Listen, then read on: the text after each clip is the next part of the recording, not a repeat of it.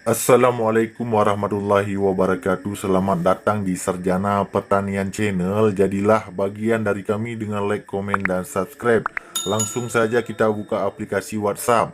Nah, untuk tutorial kita pada kali ini yaitu tentang bagaimana cara melihat chat teratas di WhatsApp ya. Nah, jika kawan-kawan ingin melihat ataupun penasaran dengan siapa dia sering melakukan chatting di WhatsApp, caranya cukup mudah ya kawan-kawan.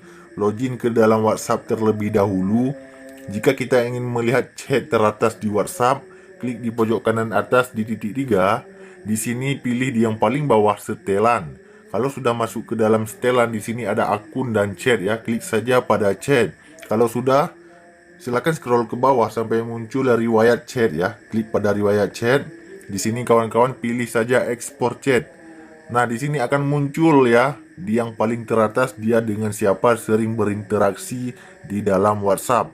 Demikian tutorial kita pada kali ini tentang bagaimana cara melihat chat teratas di WhatsApp.